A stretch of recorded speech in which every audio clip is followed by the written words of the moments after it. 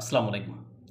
আজকে আমরা আলোচনা করব মার্কিন যুক্তরাষ্ট্র এবং ইরানের ভিতরে যে উত্তেজনা একটা ভাব চলতেছে। এখন সেখানে অনেক বিশেষজ্ঞ বা অনেক বিশ্লেষক মনে করেন যে সেখানে মার্কিন যুক্তরাষ্ট্র একটা হামলা করবে, একটা হামলা করে তাদের লক্ষ্য অর্জন করতে চাইবে।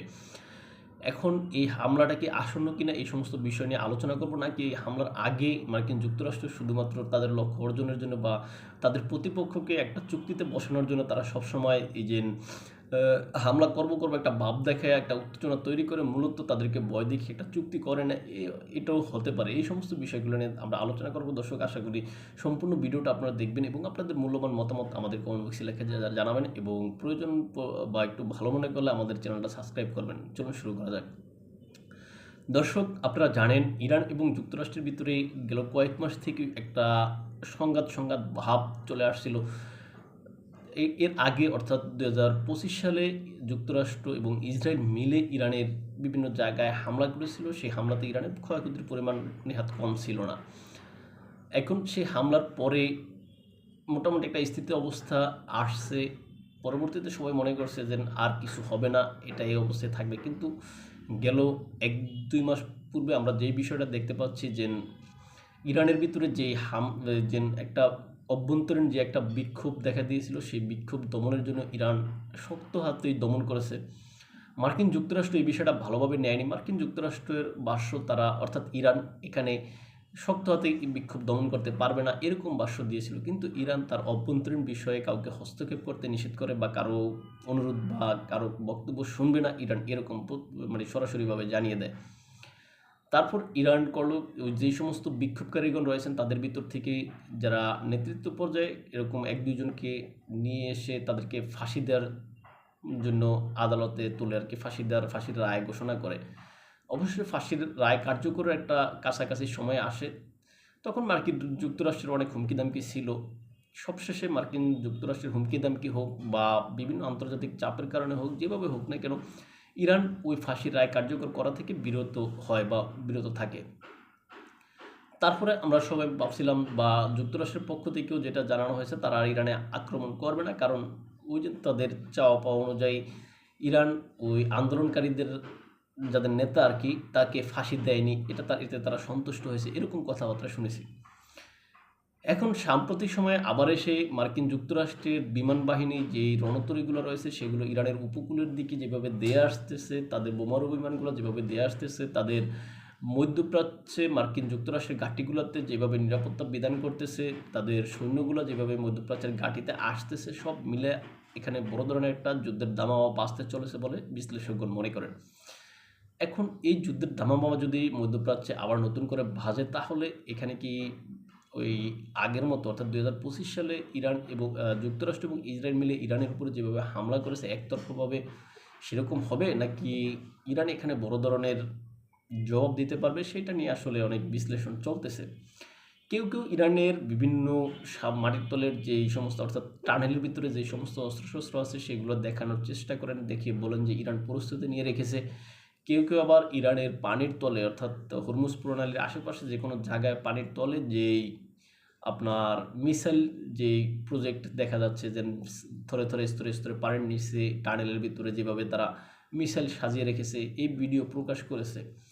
এখন এই সমস্ত এগুলো দেখার পর অনেকেই বলেন, অনেক যেই বিশ্লেষকগণ বা রাজনৈতিক বিশ্লেষকগণ বলেন যে এখানে আন্তর্জাতিক রাজনৈতিক বিশ্লেষক যারা, তারা বলেন যে এখানে ইরান হয়তো বড় ধরনের প্রস্তুতি রেখেছে, এখন এই প্রস্তুতি দেখে যুক্তরাষ্ট্র ভয় পেয়ে গেছে, ইত্যাদি ইত্যাদি কথাবার্তা।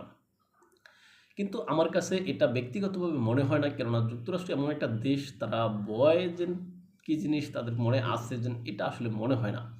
তারা যে জিনিসটা চায় ওই জিনিসটা আসলে তারা আপনার কাছ থেকে কোনো কিছু তারা নিতে চাইবে, ওই জিনিসটা তারা ছলে বলে কলে কৌশলে হুমকি দিয়ে দামকি দিয়ে এমনকি মেরে পিটিয়ে যেভাবে হোক তারা নিবে।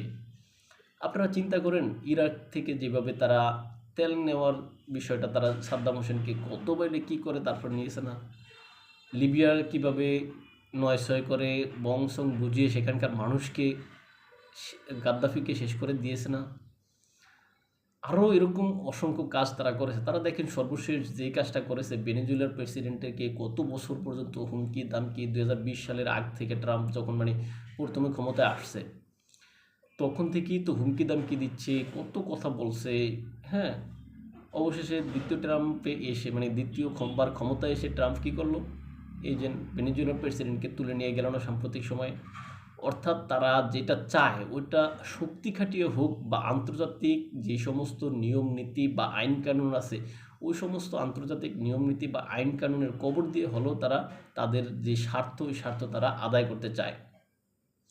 এখন এই জন্য তাদের কোনো আন্তর্জাতিক আইন মানতে হয় না, আন্তর্জাতিকভাবে কোনো শাস্তির যে মুখোমুখি সেটাতে হতে হয় না। এখন তারা যেহেতু সুপার পাওয়ার, তারা যেহেতু বিশ্বের যে হর্তাকর্তা, এই হর্তাকর্তা হিসেবে তাদেরকে সবাই মেনে চলে, তাদেরকে সবাই ভয় পায়, এই জন্য তারা তাদের খবরদারিও সব জায়গায় চালায়।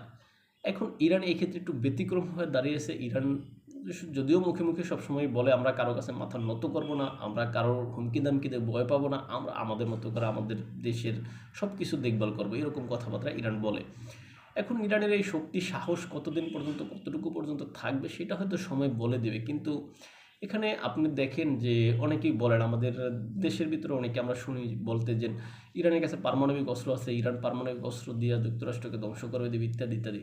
এখন তাদের উদ্দেশ্যে আমার একটু বলা দেন, ভাই ইরানের কাছে ধরে নিলাম পারমাণবিক অস্ত্র আছে কয়টা, 10টা 20টা 30টা পারমাণবিক অস্ত্র ইরানের কাছে আছে, মানে ধরে নিলাম। এখন এই যে 10টা 20টা 30টা পারমাণবিক অস্ত্র ইরান যদি একসাথে মনে করেন যুক্তরাষ্ট্রের যুদ্ধে মানে যুক্তরাষ্ট্রে কোনো বিভিন্ন অঙ্গরাজ্যের উদ্দেশ্যে মনে করেন উৎক্ষেপণ করলো, করার পরে এই যে পারমাণবিক অস্ত্রটা যুক্তরাষ্ট্রে যায় পৌঁছাইতে নির্দিষ্ট সময় লাগবে না? কত মিনিট? 10 মিনিট, 20 মিনিট, 30 মিনিট, এরকম তো একটা সময় লাগবে। মানে কমপক্ষে মানে মানে সাধারণ একটা হিসাবে আমি বলতেছি আর কি।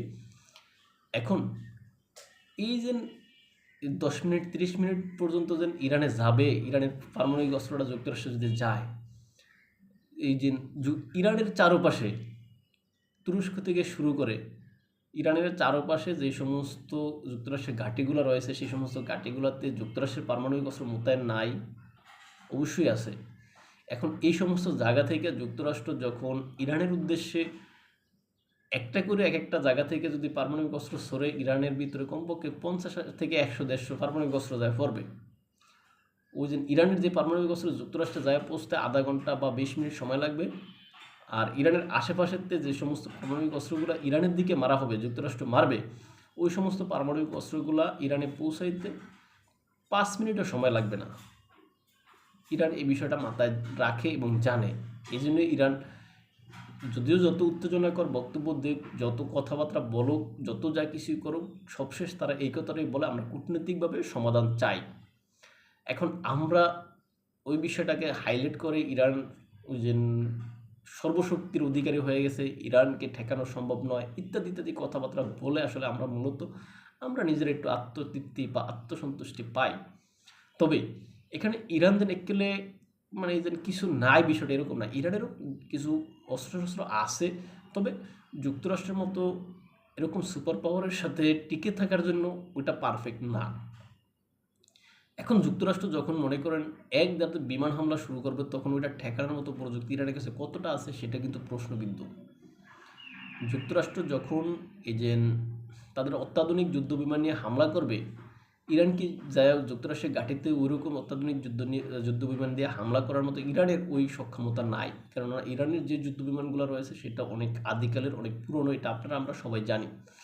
যে সমস্ত যুদ্ধ বিমানগুলো ওই যে 1983 সালের আগে মানে যিনি আপনার ইরানের সাবেক প্রেসিডেন্টের সময়ে যখন নিয়ে আসা হয়েছিল, ওই সম্ভবত রেজা শাহ পাহলভি, এই রেজা শাহর আমলে যে সমস্ত অস্ত্রগুলো নিয়ে আসছে মার্কিন যুক্তরাষ্ট্রের কাছ থেকে ওগুলোই। আর এখানে অর্থাৎ ইরানে যে 1983 সালে যেই বিপ্লব হয়েছে ওই বিপ্লবের পরে ইসলামিক রিপাবলিক অফ ইরান হয়েছে, তারপরে মার্কিন যুক্তরাষ্ট্র বা অন্য কোনো দেশ ইরানকে ভালো কোনো যুদ্ধবিমান দেয়নি।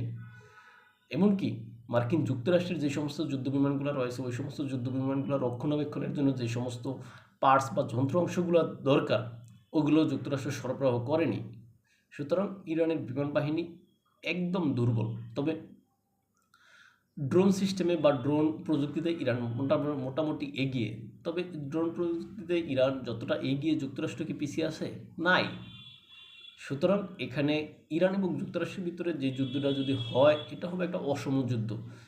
আর যুক্তরাষ্ট্র ইরানের ভিতরে স্থল বাহিনী পাঠাবে আমার কাছে এরকম মনে হয় না। স্থল বাহিনী না পাঠিয়ে তারা ওই দূর থেকে যেভাবে তাদের ক্ষয়ক্ষতি করা দরকার ইরানের ভিতরে সেটা করবে, মিসাইল মেরে, যুদ্ধ বিমান থেকে বোমা মেরে, এরকম। তবে ইরান এই ক্ষেত্রে তাদের দূরপাল্লার যে সমস্ত মিসাইলগুলো আছে ওগুলো হয়তো নিক্ষেপ করবে কোথায়, মধ্যপ্রাচ্যে, যে যুক্তরাষ্ট্রের যে সমস্ত সামরিক ঘাঁটিগুলো রয়েছে ওই সমস্ত কোনো ঘাঁটিতে হয়তো বা নিক্ষেপ করবে। কিন্তু সেটা তো সমস্যা আছে। সমস্যাটা কি? মনে করেন কাতারের যে কাতার বা সৌদি আরব বা এই যে জর্ডান বলেন বা মিশর বলেন বা অন্যান্য যে সমস্ত দেশগুলোতে এই যে যুক্তরাষ্ট্রের ঘাঁটিগুলো রয়েছে বা তুরস্ক বলেন, এখন এই সমস্ত দেশের ঘাঁটিতে যখন ইরান হামলা করবে, হামলা করলে যদি ওই হামলাতে ঘাঁটির আশেপাশে হয়তো ক্ষয়ক্ষতি হবে, তখন ওই দেশ কিন্তু বসে থাকবে না। ওই দেশ তখন ইরানের বিরুদ্ধে যুদ্ধ ঘোষণা করার সম্ভাবনা থাকবে। অর্থাৎ ইরান তখন চতুর্মুখী চাপে পড়বে। আর এই চাপ থেকে ইরান বাঁচার কোনো পথ থাকবে না। বাধ্য হয় ইরান তখন নিঃস্বার্থ আত্মসমর্পণ করতে বাধ্য হবে। সুতরাং ইরান যা কিছু করবে সব ভেবে চিন্তে বুঝে শুনে করতে হবে, এছাড়া কোনো উপায় নেই। তবে সামনে ভয়ঙ্কর একটা দিন ইরানের জন্য আসতেছে বলে আমার মনে হয়, কেননা আমার সিক্স সেন্স যেটা বলতেছে মার্কিন যুক্তরাষ্ট্র যেভাবে মধ্যপ্রাচ্যে তাদের দাবার গুটি বা দাবার ছকগুলো সাজাচ্ছে, সেইভাবে দেখলে এখানে বড় ধরনের একটা সংঘাতের পথ তৈরি হচ্ছে বলে আমার মনে হয়। এখন ইরান মুখে যত কথাই বলুক, তবে পররাষ্ট্রমন্ত্রী ইরানের যিনি পররাষ্ট্রমন্ত্রী আব্বাস আরাকসি, তিনি সর্বশেষ যে কথা বলেছেন, সকল কিছু কথা বলার পরও তিনি কূটনীতিকেই প্রাধান্য দিয়েছেন। তিনি বলেছেন যে এই সমস্ত সমস্যার সমাধানগুলো কূটনীতিকভাবে করাই সম্ভব বা কূটনীতিকভাবে করা শ্রেয় বলে তিনি মনে করেন। এখন মার্কিন যুক্তরাষ্ট্র কি কূটনৈতিক পথে সেভাবে আগাবে, নাকি ওই যে বিভিন্ন টেলিভিশনগুলো যেভাবে হাইপ তুলতেছে মার্কিন যুক্তরাষ্ট্রের যুদ্ধবিমান আসতেছে, মার্কিন যুক্তরাষ্ট্রের যুদ্ধবিমান ওই যে তাদের ঘাঁটি থেকে সেরে যাচ্ছে, মার্কিন যুক্তরাষ্ট্রের যুদ্ধবিমান এই যে দিয়াগো গার্সিয়া দ্বীপের কাছাকাছি আসতেছে, মার্কিন যুক্তরাষ্ট্রের যে রণতরী তা ইরানের উপকূলে এসে গেছে, এরকম কথা বলে বলে ইরানকে যেভাবে মানে হাইপ তুলে ইরানকে যেভাবে ভয় দেখানো হচ্ছে, এই ভয় দেখাতে দেখাতে ইরান কি নিঃস্বার্থভাবেই মার্কিন যুক্তরাষ্ট্রের কাছ থেকে আত্মসমর্পণ, অর্থাৎ আত্মসমর্পণ বলতে এখানে সব কিছু ফেলে দিয়ে আত্মসমর্পণ সেটা না, অর্থাৎ মার্কিন যুক্তরাষ্ট্র ইরান থেকে যে সমস্ত স্বার্থগুলো নিতে চায়, যে সমস্ত ট্রাম্প যে সমস্ত বিষয়গুলো এখান থেকে চাচ্ছে, অর্থাৎ ইরান থেকে কি যে ইরানের তেল মার্কিন কোম্পানি নিবে, হ্যাঁ, ইরান অন্য কারো কাছে তেল বিক্রি করতে পারবে না, ইত্যাদি ইত্যাদি কথাবার্তা, এই সমস্ত বিষয়গুলো, ইউরেনিয়ামের বিষয়ে যেন ইউরেনিয়াম অন্য কোনো দেশে সরাইয়া ফেলতে হবে, পারমাণবিক অস্ত্র বানানোর কোনো লক্ষ্যে কাজ করতে পারবে না, সকল রিয়েক্টর ধ্বংস করুক বা এরকম যে